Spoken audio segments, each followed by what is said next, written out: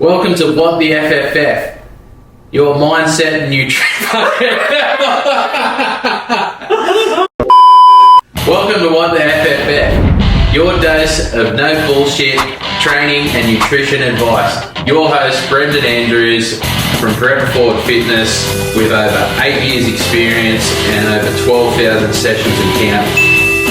And Michael Shanos, elite level powerlifter with over 5 years experience in the disability fitness space with his business strength community. Hello guys, and welcome to a special episode of WTFFF. We have our first special guest. Moose is on holidays again. Not actually. We've got Tom from Total Balance Chiropractic. Thanks having on. Yeah, thanks for coming in, mate, for a first special guest. I'm really keen to dive into this. So Tom practices out of a chiropractic clinic in Hamilton, in Newcastle. Yep. How long have you been there for? I've been there for coming to 8 years. Oh, wow. Yeah. Oh, cool. About, 8 years, as long as I've been. I was going to say, coincidentally, you just had your 8th birthday. About the same. Excellent. So the story goes, guys, I met Tom at a business networking thingy about 8 to 12 weeks ago. Probably, must be, yeah. Times goes too quick. Year in general is flying by. Yeah, and we had a couple of really interesting conversations that sparked up my interest. And to pre-frame this, guys, obviously we're a health and fitness podcast, but I think Moose and I have definitely taken an approach that's very no BS. And we had a conversation at the start about I'd had a bad experience with chiropractic in the past, and I will completely admit, up until meeting Tom and experiencing Tom's services as a completely non-symptomatic, no pain customer, I didn't really believe in the service. I had a poor experience and I didn't see the benefit. I'd seen clients that had seen, subpar results as well. Yep. So that's why I wanted to get you on to have a really good conversation about that, because I think we've got some stigma to break. I think it's probably a good idea, because I think that conversation we had initially, it was good because coming from that point of view of going, you're burnt a little bit by it. And that's something I do see quite a bit. Yes. And people being actually out of that view, give it a chance to go, okay, this is something quite different. And that's probably what I want to talk a bit more about today, is how I differ from a lot of other chiropractors. Yes, 100%. And I really think too that it's almost not fair of me to do that, because with my specific side of the industry with personal training, I feel like there's a lot of poor personal trainers. There's a little bit of a serial box certification. You can really get some underexperienced, underpassionate people in for the wrong reasons, and that's going to lead to customers having a poor experience. Yeah. So it's the exact same space for me. So one bad egg doesn't ruin the carton. It taints the rest of them, and that's that whole thing with, I think, any industry. You're going to have people who aren't at the same sort of level. Yeah. Which they reflect on everyone. And the reality is that most people are probably out there doing a good job, but it's the bad ones that actually really stand out a lot more. Yeah, 100%. So, mate, let's start at the beginning. I want to know a little bit more about your story, because we've had a couple of catch-ups. We do our chiropractic appointments, but they're not heaps long. Yeah. So, tell me your story, where it all began, and what inspired you to get into it. Where I am today. Yeah. So I had some chiropractic experience when I was pretty young. Mum actually has 2 siblings who are chiropractors. And so as a result, when we were young growing up, I didn't really know why she would take me along, but I went along and get adjusted and sort of, fine, see you later. They lived, so we're living in Sydney at that point. One was living in Maitland and one was down in Melbourne. And as a result, we didn't see them too often. But around 14 years old, I was playing soccer and I started getting some lower back pain. I'm like, this is not fun, I can't play properly. And Mum took me to see the chiropractor she was seeing at that point. And it got on top of the issue really quickly. And so I was at that point going, 14, most 14-year-olds don't know what they want to do. But I was at the point going, this resonates with me. That's something I like to do. I'm not one to just sit behind a desk. It's something that I can be on my feet, moving around, talking to people, doing things, being active. And that's something that I stuck with. So throughout school and then going into uni. So I studied at Macquarie University in Sydney. So it's a 3 years bachelor degree and then a 2 masters, which means coming out with Doctor of Chiropractic. It's basically I keep his title doctor, but it's one of those ones where I can tell him just call me Tom. But I went through uni with basically, I was exposed to a few different techniques throughout uni and prior to uni, seeing chiropractors, and came out of uni with basically fairly common techniques, and basically that's what I started using for my first couple of years of practice. and found that people would leave feeling better, but a lot of similar things would come back up. And so personally, my chiropractic sort of path took a little bit of a different turn there. And I wanted to look into basically what was out there to create some really long-term lasting changes. And really not just treat a symptom, but really try and get to the root cause of the issue. And that's where I came across ABC, which stands for Advanced Biostructure Correction, which is a technique that I use these days and have been for the last 10 years. Yeah. So that's sort of how I sort of came across chiropractic, and that's sort of, where we are. Yeah. Somewhat where we are today. Yeah, 100%. So to backtrack a little bit there, so 14, lower back pain, playing sports, pretty common sort of thing, I guess, in any age, like it can happen. Yeah. I take it you had good results. Like, what did that experience look like? So basically went in, and so I didn't see the guy who actually mum was seeing at that point. I saw a younger guy who, he was probably only second, I think he was only 2 years out of uni or so at that stage. But he had a lot of time to discuss what was going on, really just gave me a good indicator, like sort of, he wasn't just rushing through and just sort of, I'll see you later.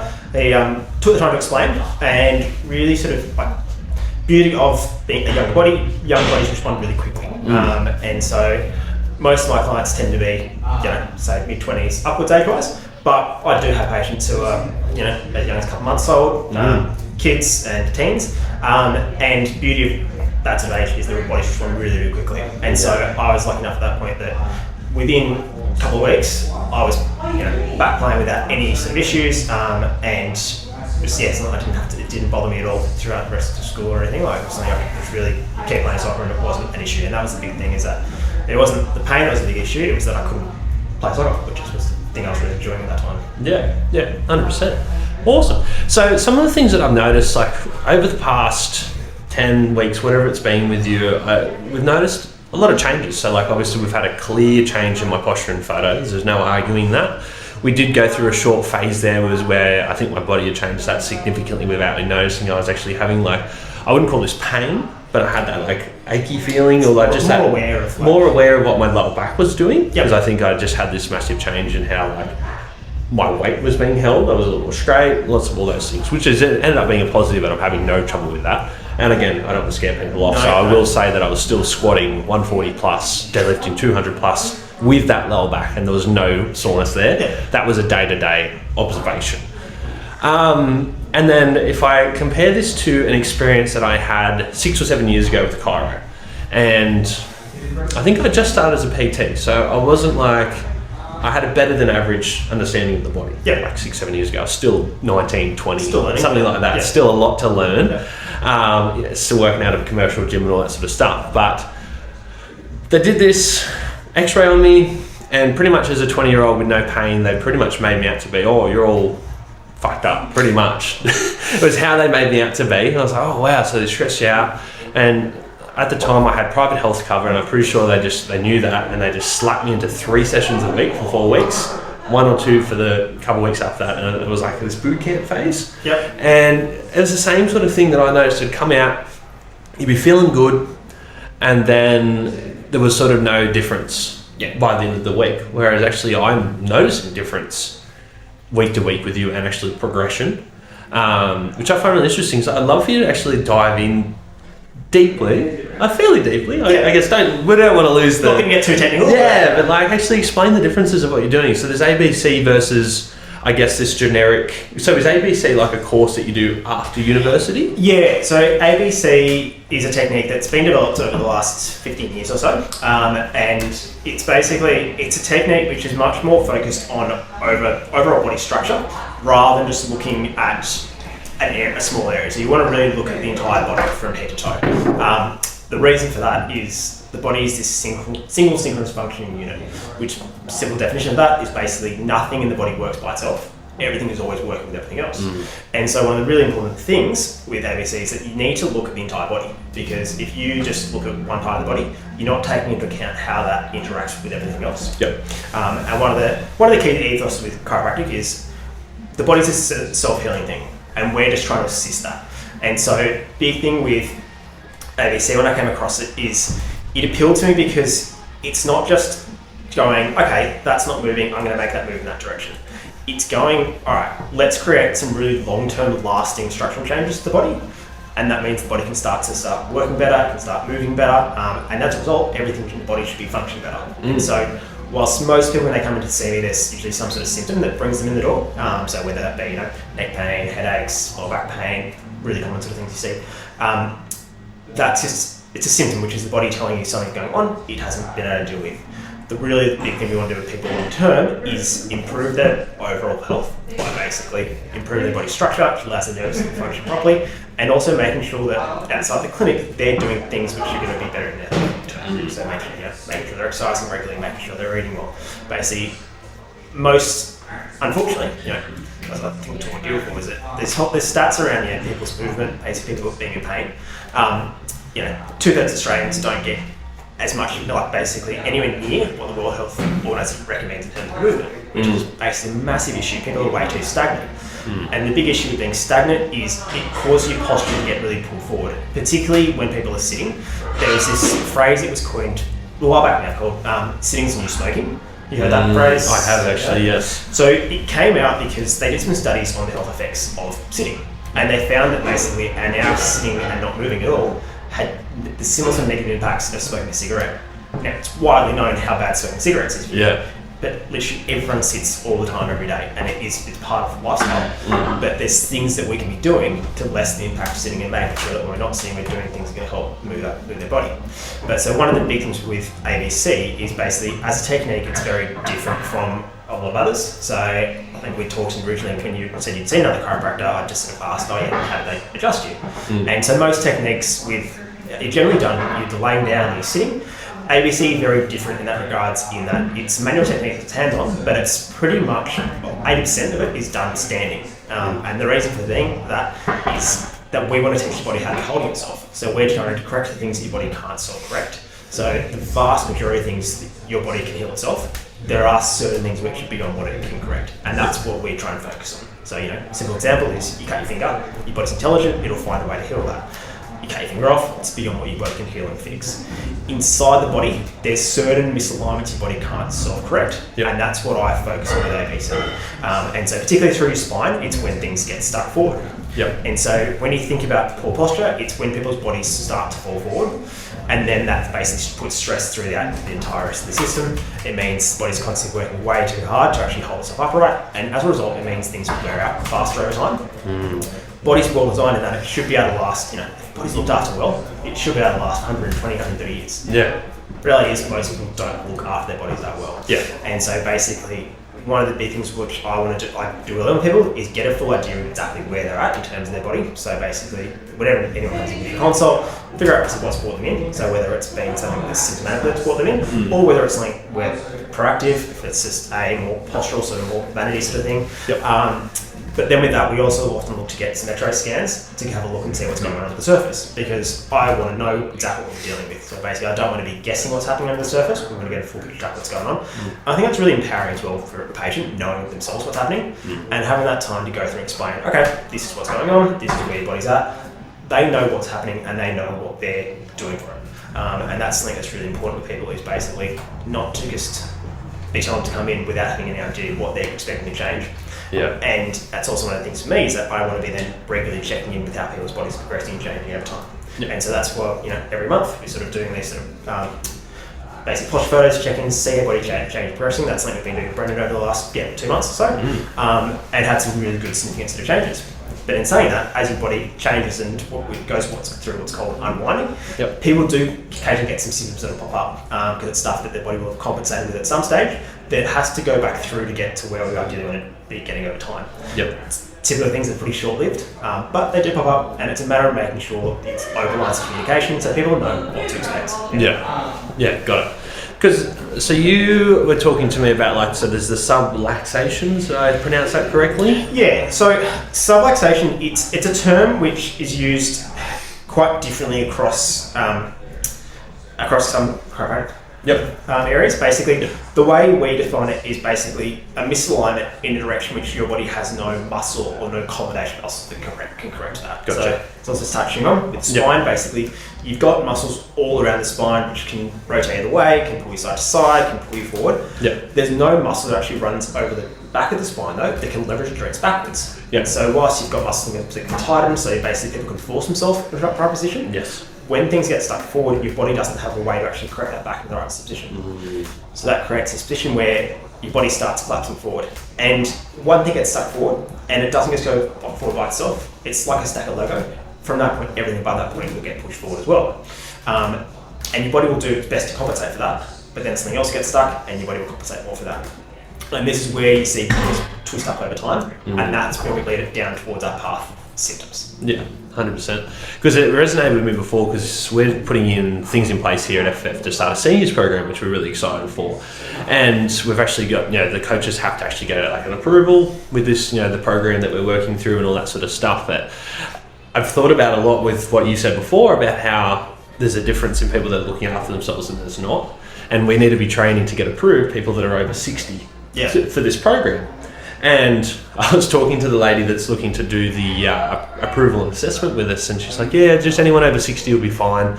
And I was like, look, I just want to pre-frame, like you're talking about bringing people in for this seniors program that aren't as mobile, like they're going to do a chair-based class, really, really basic, easy to follow program that's functional for their lives. We've got lots of people over 70, but some of them are doing pull-ups, and they're just like at the other end of the spectrum. She's like, look, the terminology says that it's over 70, but it just goes to be a good example of the people that are floating around GPs, getting bulk billed, versus the people that are in gyms, the people that are seeing you at that age. I assume there's a big difference in contrast to those sort of people that have been seeing you for 10 years versus at that age, versus someone that's just come in. 100%. And it's a thing. So they actually did this study. It was a study that was paid for by an insurance company in the States a few years back, and they wanted to look at basically people under sort of longer term chiropractic care, and as like a lifestyle, like part of their life in terms of I exercise regularly, I eat healthy, I go to see a chiropractor, get adjusted, and they basically wanted to do a long term study on what sort of health impacts that had. Yep. And so they did this 7-year study. So they had a couple hundred participants, basically ones who were under sort of regular chiropractic care, ones who just were living their life. And they basically wanted to look at some studies in around basically how that affected life, lifestyle-wise. So it's, for starter, they looked at basically how often they had to go to hospital. And there was about 6% less hospital admissions. So for starters, they go to hospital less often. They had, on average, 80% less time in hospital. So if they were in hospital, they weren't spending as much time in there. So basically, they were recovering quicker, back in their life normal day to day. But the really big one for me is that basically there was 80% less pharmaceutical costs. So there was less reliance on medication. Yep. And whilst there's always a place for medication for certain things, like anti-inflammatory, if someone's really in deep pain, that's one thing, it's fine, but that's not something you want to have to rely on. And it's the same as you get so many people who get to that point where they literally have this box of different pills they've got to take every day. And it's not like you just take a medication that just affects one thing.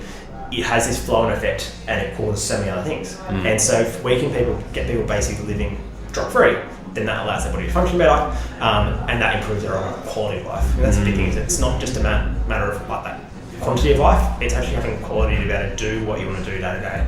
And for so many people, like particularly in that sort of, when we get people that come in their 60s, 70s, the big thing that really gets them to the point where I need to get in is it stops them doing something they want to do. So they can't get down and play with the grandkids. Yep.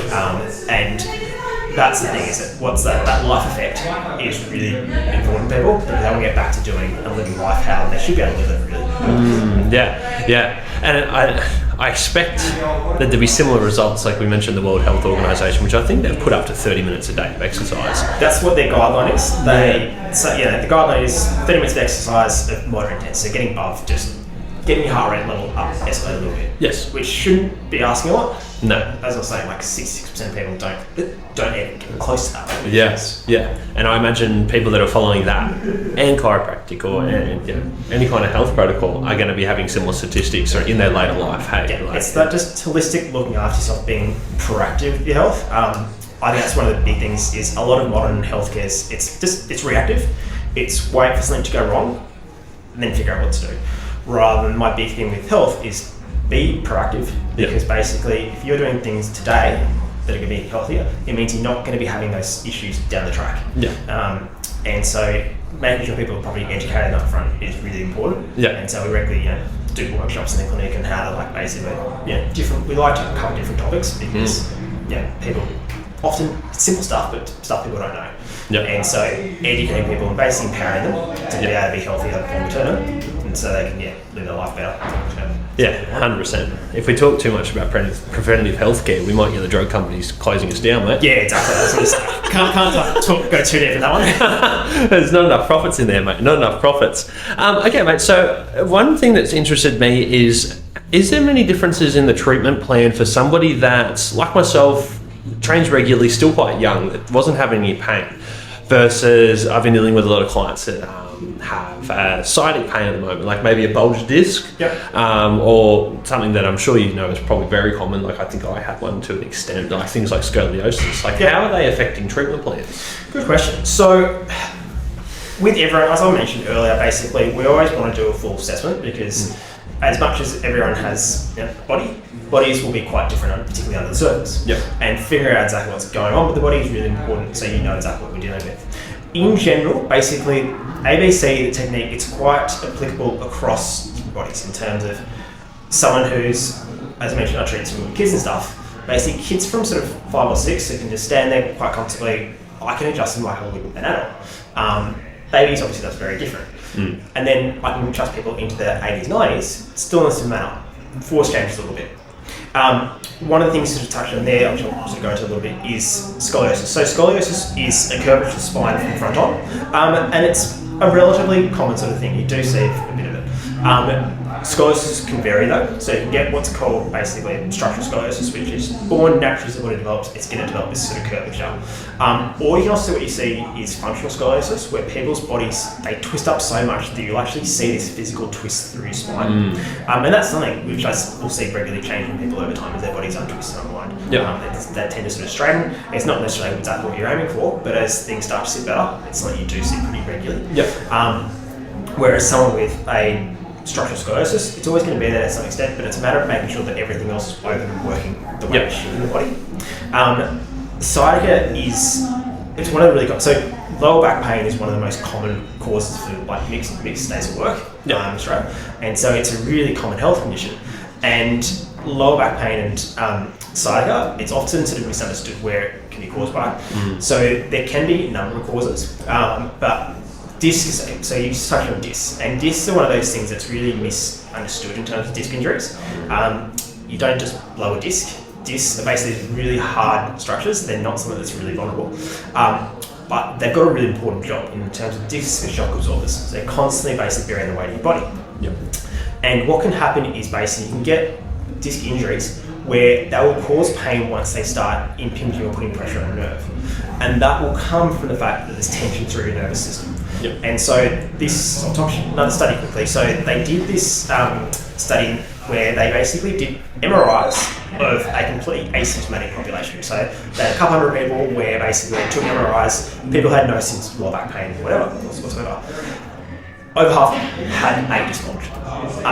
A third of them had multiple disc bulges, and a quarter, if they turned up to a surgeon with symptoms of lower back pain and sciatica, they would have been surgical candidates. None of them had any symptoms. The reason for that is there wasn't tension on the system that was actually caused that disc issue.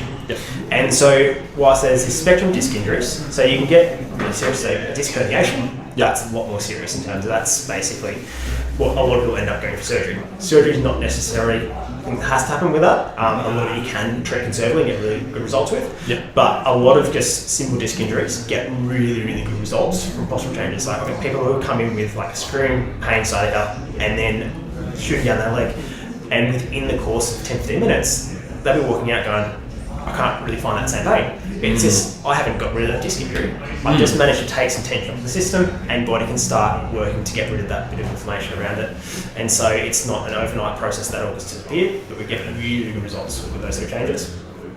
And then you get people who, like yourself, come in because they're basically curious, or just more like going, it's that longer term, I'm just doing things that are better for my health. And the beauty of that is you're not having to sort of work through a whole lot of compensations the body's done to get away from pain. Yep. It's typically a body that responds quicker, a lot smoother. Yep. You don't have to go through the same ups and downs as someone who's had a history of all this trauma and different things their body's been through. They're basically, open a can of worms with them sometimes as your body works back through things, but they're things which over time you do see change really well. But typically for most people, you look to start at a similar sort of thing in terms of most people's bodies have this tendency to want to go back and forth a bit initially.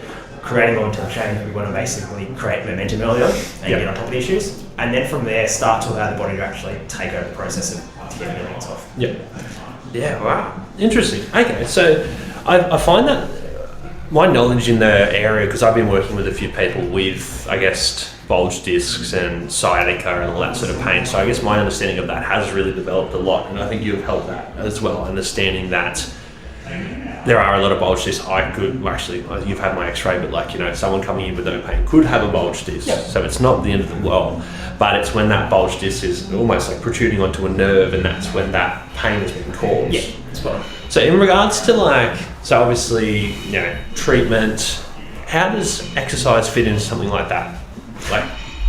I want to get people moving as soon as possible. So I mentioned earlier being stagnant is really bad, and basically being stagnant, sitting, being stagnant, standing, not moving at all, it's all stuff that's not good for the body. Body wants movement, it wants regular movement, and so the quicker I can get people moving, the better it's going to be for their results. When people used to get injured, the old advice used to be rest. That's basically been found to basically be perhaps the worst thing to do. And so if you can get people just starting to decrease their pain so they can start moving, then they'll start to get results a lot quicker. And it's often people will say, I was like, I get this really bad pain, but once I start moving, it's not as bad. And it's just their body able to start move around it. And so incorporating exercise as soon as possible is something that's really important for people. So when they come initially, we always want to look as well, what is their activity levels like. You don't want to just assume someone does exercise or doesn't do exercise. You want to figure out what their week to week looks like. Do they go to the gym? Do they go for walks? Do they go for runs? Do they like swimming? And I'm not necessarily telling people, all right, you have to go and do this exercise. I just want to make sure they're moving, because the really important thing with movement, it has to be something people enjoy doing, because that's something they'll keep doing. Whereas you force someone to go and do something they don't enjoy, they're going to stop doing it.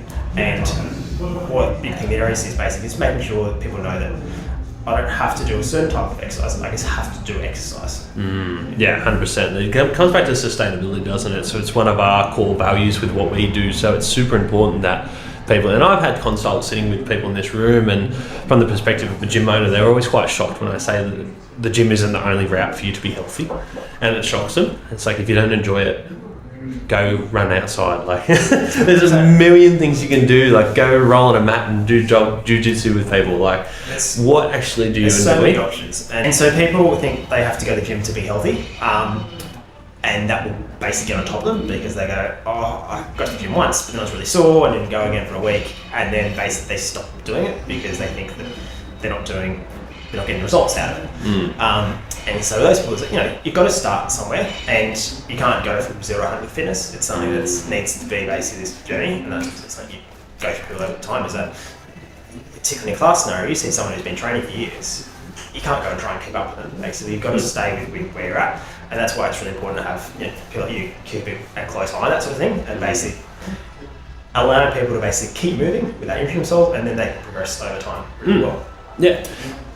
It proves to a point in the way of, with anything health and fitness, whether it's your service, whether it's my service, whether it's nutrition, not one session is going to fix anything. It comes back to that saying of one training session isn't going to make you fit, one salad isn't going to make you thin. And everything just needs consistency. You're not an advocate for one chiro session, are you? No, it's because there are literally there was someone who called the clinic this morning and just said, I just need to come in for a crack. And it's not. There's a lack of understanding there that's around how chiropractic really works in terms of, let's say, ideally what you want with chiropractic is, okay, we want to get rid of symptoms, but what we really want is create long-term, lasting health changes. And so it's why you can't go to the gym for a week and expect to lose 10 kilos. You can't sort of have one healthy meal a day and eat rubbish for the other two and expect to lose weight. You've got to be doing these long-term lasting things across everything health-wise, basically. Just a couple of % here and there overall adds up to massive changes.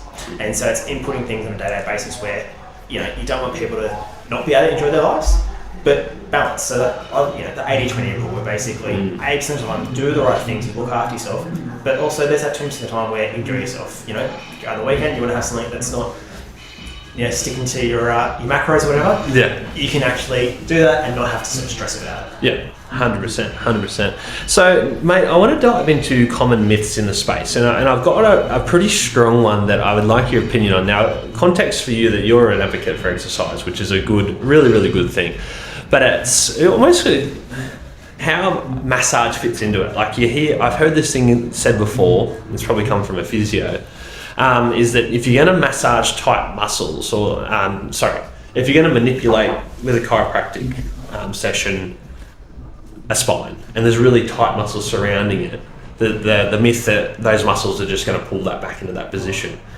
Obviously, you still need to be healthy, moving, and so I guess the question is, what's your thoughts on that? And where does exercise and massage fit into a good routine in that sort of way? Yeah, cool.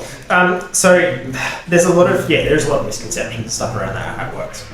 Now, I touched earlier on how basically the stuff we want to correct is stuff your body can't itself correct, and particularly in the spine, that's when things get stuck forward. So basically, when I'm adjusting that stuff through the spine, I'm trying to leverage it backwards. And in doing that, that allows the body to sit in a position where it doesn't have to rely on muscles to hold itself up. Yep. So muscles are really important to be doing active things. So when we're exercising, when we're moving around, you've got muscles there to be doing explosive movements to help you move around. They're not designed to hold you up. That's the responsibility of the body structure. So basically, spine, the joints, the muscles, the legs, basically everything working in conjunction, and that obviously incorporates muscles, incorporates ligaments, tendons. Yeah. But basically, it's one of those really big things that I think I mentioned a couple of weeks ago. Is that it's a really common thing that people have this really sort of rolled forward shoulder appearance, and people spend months, years of going, oh, it's all right, if I just strengthen my back here and loosen up my pecs, right? Yes. Really powerful thing is basically I do what's called a first rib adjustment, which obviously I've done plenty of times with you, Brendan. It looks like a little bit of a karate chop. It's a really powerful thing though. You do it and literally people's shoulders will shift completely. Like basically they'll often shift, we're talking about potentially an inch or two back. And I haven't stretched muscle there, I haven't strengthened anything, I've literally just shifted the position of a few joints. And that's allowed the body to start holding itself in a more natural, effortless upright posture. Because the key thing with good posture is it needs to be completely relaxed and effortless. And it needs to not be relying on muscles holding it there. Because anyone can think about it, holding itself upright, but it's what happens when you're not thinking about where your body goes to. And so basically massages work quite well with chiropractic. So what I wouldn't say in that case, what I typically do is if they're getting a massage, get into massage before you're adjusting. Just because getting a massage, because of a lot of the pressure if you're laying down, will be pushing it forward, will often end up with some joints getting pushed forward.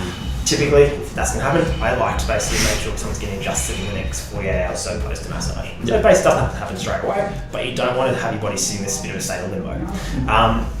Physio, I work quite closely with a lot of physios. Basically, it's one of those things is that a lot of people think there's this big animosity between chiropractic and physio. I think there's a lack of understanding. I think there basically is there's basically a point. There's niches basically. I don't think I can fix everything, and basically I know if someone comes in and they've torn a hamstring, I'm not the right person to be seeing at that point. Yeah. There's physio, I'll refer them to. Like, go to this person, basically, once we start to get that better, we can help restore some structure, which is going to take that tension off the hamstring. Then you get people who say, in that sort of example, where you get people who always have chronically tight hamstrings. Always stretch them, they always try and loosen them up, they're always chronically tight. The reason they're chronically tight is probably because they're trying to work on a structure that's not stable. A big part of that is roll forward, basically people who are really anteriorly forward through the hips. So basically that appearance where you'll see people with really accentuated lower back curves, so almost like a duck bun type appearance. And it means their hamstrings are constantly pulled, hence why there's chronic tightness. As you improve their structure, people notice they don't have that same hamstring tightness, they don't get the knee pain they used to get. It's basically looking at the entire body, as I mentioned earlier, rather than just focusing on a symptom and just looking at that symptom.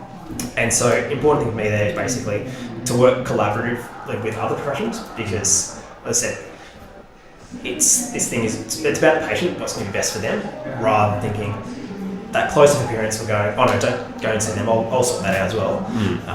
It's knowing where basically, what scope I'm really good with, and basically drilling into that and that's where I get the best results. I like that. And to backtrack there, we don't call it that bum on this podcast, we call it the Instagram bum. Instagram bum, yeah. Get it out, sticking the ass out, you know.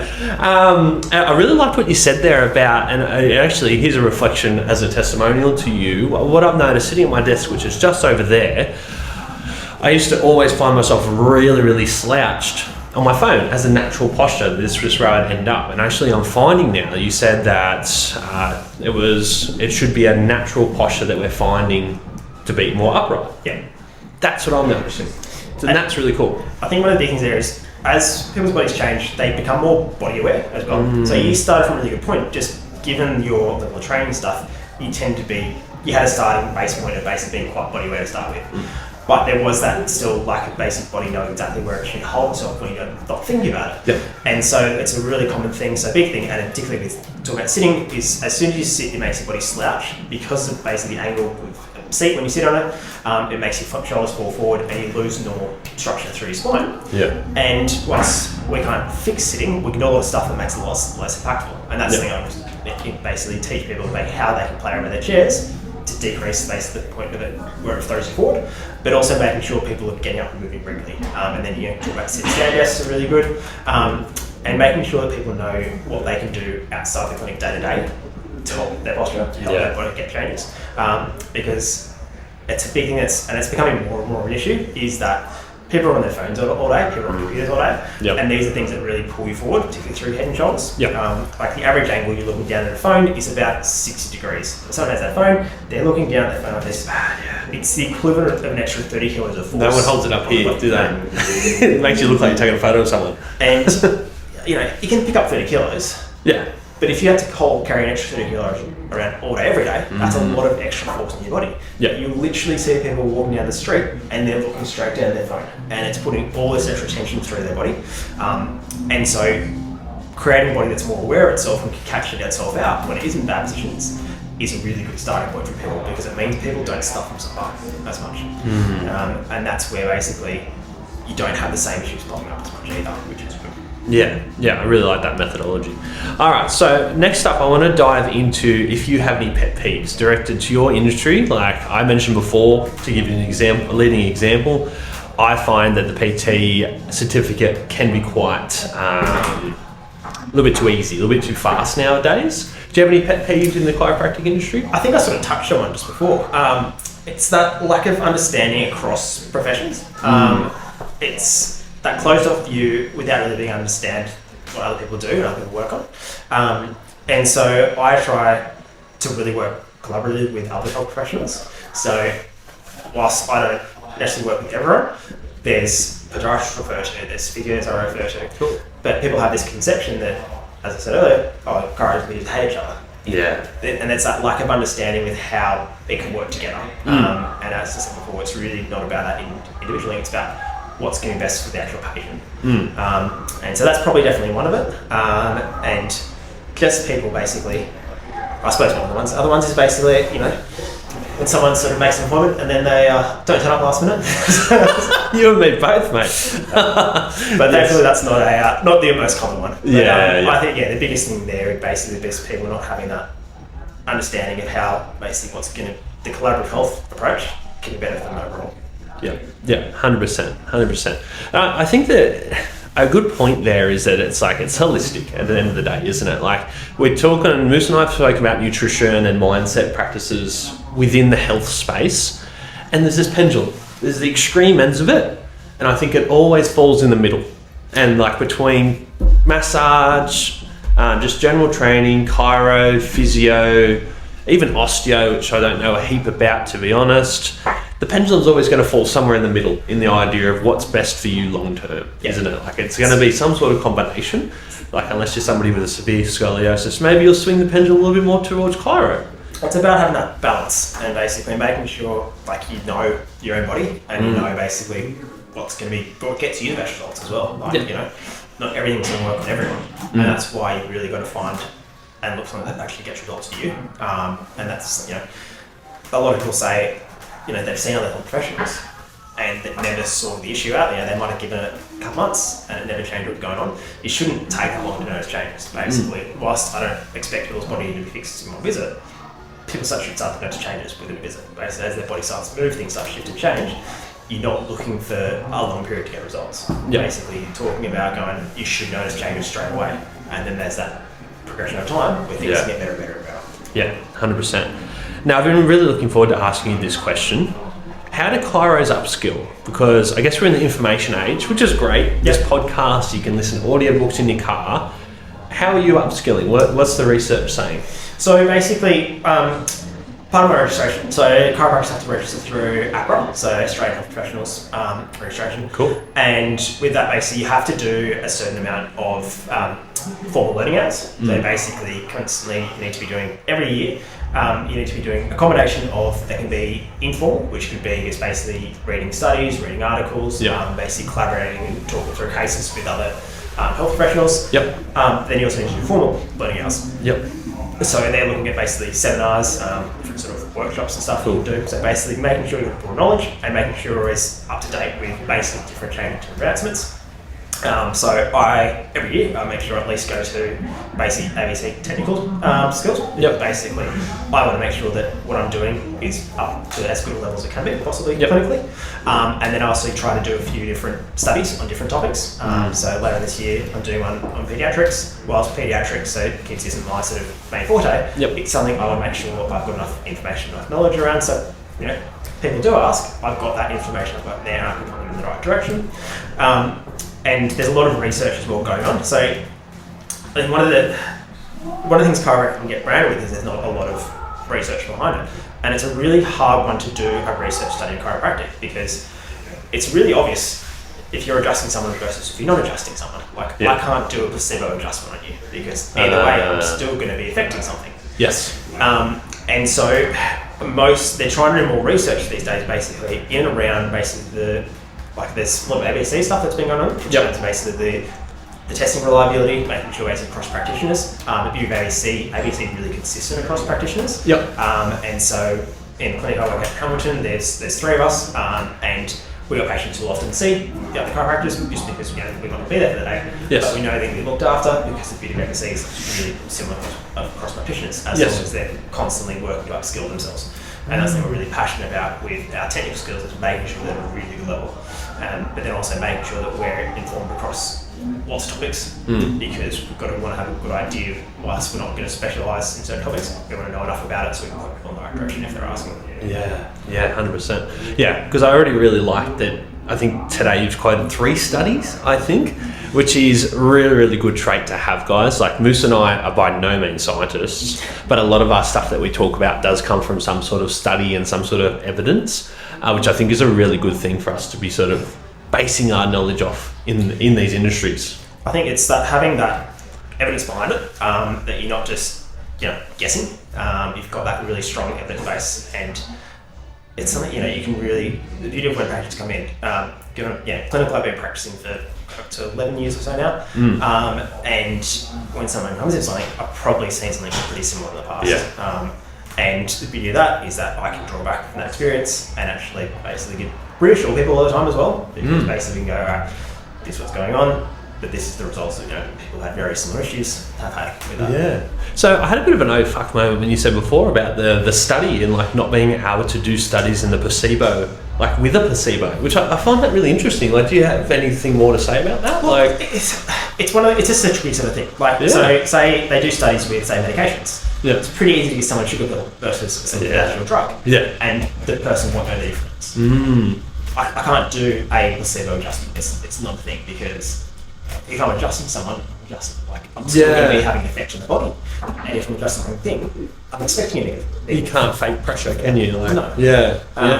And so the big thing that they want to do there is more looking at studies, talking about that sort of longer term studies, so basically going, all right, what are the sort of, if you've got a big enough population where you've got a group who are under chiropractic care versus someone who's not first approved on, then you've got a bit of a correlation between going, okay, whilst one person's not going to be exactly the same as another, if you've got a big enough cohort, then that's where you can get some better, sort of actually more accurate sort of stuff findings from. But it's something that's sort of definitely needs a lot more work on. Yeah. But the good thing is it is something that's constantly evolving and constantly getting work done on it. Wow. And not just sort of sitting back and just expecting things to be as they are. I think that's one of those things. More important thing is basically you need to have that research ability behind what you're doing. Yeah, 100%. Is there anything that current research is suggesting in the way of techniques? Like, is the ABC evolving, or is it staying to its core quite strong? How's that shifting at the moment? It is something that's constantly evolving. So as I mentioned before, we do regular technical skills for ones. But basically every 2 years they do what's like basically a convention, and as part of that there's usually an advanced sort of one where basically people who you can only do it being at a certain level of qualification with ABC. So with ABC there's levels to qualification, so you're qualified as an advanced practitioner, and basically with that it just means obviously we've done a lot of different sort of seminars, we've done a lot of things to actually get to that sort of level, and basically with that we're constantly looking to hone technique and looking for things we're going, are things getting missed? And so as part of last October, we had one of those big advanced workshops, and that had been basically advanced in one of the managerial structures we do, which had plenty of. They're these structures which are designed to be breaking up scar tissue in and around the body. And it was a really small tweak, but it creates things that were getting missed. And basically that's been a great game changer, not for everyone, but for those, that 1 in 10 patients where I'm like, I just can't get past this, what's going on? And suddenly incorporating these slight tweaks and slight changes, these advancements, means you suddenly can actually really get results of that. So it's one of the things that was coined there, it's rather than this advanced biostructure correction, it's advancing biostructure correction, so constantly evolving, constantly making sure we're on top of our game. Yeah, that's good. I really like that. So we're about to wrap up. I had a bonus question that I thought of during it. Go for it. You mentioned adjusting elderly, you mentioned adjusting like adolescents, teenagers. Terrible source, TikTok. Pet adjustments. Pet adjustments. Yeah. Have you seen much about that? Obviously, it's a whole different realm of training. So there are animal specific adjusting, and it's actually quite a big thing amongst with horses. So it's horse racing. So basically, horse racing is a massive industry. And basically, there's literally chiropractors who specialise in equine chiropractic. Yeah. And it's one of those things that's quite different. Basically, obviously, the horse is very different to a human. But in saying that, they still have a spine, they still have a nervous system. And so it's a common thing. I haven't done any of the animal sort of courses. I do occasionally adjust my dogs. Okay, cool. So I've got 2 poodles. They're both sort of getting up there, 13 and 15. One has this really hypermobile, sort of bit clicky sort of spine. And it was probably a couple of years ago. I thought, I'm just going to have a bit of a feel around, just get a few things moving. And literally went from, I was picking her up and you just hear this clicking, popping around her body, to 5 minutes later, I was picking her up and it was all solid, and you just see the shit gets instant change, and whilst it's probably an area I probably want to look into more, it does exist and it's something I sort of dabble in here and there. Also just on my own pets. I have adjusted a couple of patients' dogs when they've just had some sort of queries, and it's more that just finding stuff that doesn't feel right, things that aren't working properly. There you go. That's a niche in a niche, isn't it? That's very specific, mate. Unless you've got anything else you want to add, I think that's us for today. No, that was awesome. Sort of, as I said, we just have a chat, but it was really good, just natural, awesome, just being able to touch on some of those topics. And, just get a big picture of what I do. Yeah, no, I think it was really good. I think it was a good conversation. Half hour flew, didn't it? Yeah. We're well over the half hour. Guys, so as I said, Tom is from Total Balance Chiropractic. All of his links are going to be in there. For any of my FF members as well, if they're going your way, they will get... Yeah, so basically... with Brendan, basically, if there's people who want to come in, Brendan refers, basically, we're happy to cover the cost of initial consult, so people can actually go through initial consult, figure out what's going on, we can run through a test, figure out what's happening. If we need to get x-rays, we can refer for those. And that's something we're happy to sort of, cover the cost of. And x-rays are bulk billed as well? Yeah. When we get Medicare, they get bulk billed. Completely free. There you go. Very good. But yeah, I'll have his links. We'll be doing a couple of collaborations with social media as well. And we might even be doing a little bit of a program in the future together. I've been doing a little bit of work in the background. I need to show you, so we'll have a quick chat about that. off the Sounds mic. Excellent, guys. Remember to like, if you're on the YouTube, subscribe, and what else you got to do? Do a review. Yeah. 5-star review. That one as well. I always forget all this shit. Excellent, guys. Thank you so much. I'll see you next time. Thanks for having me. Awesome, man.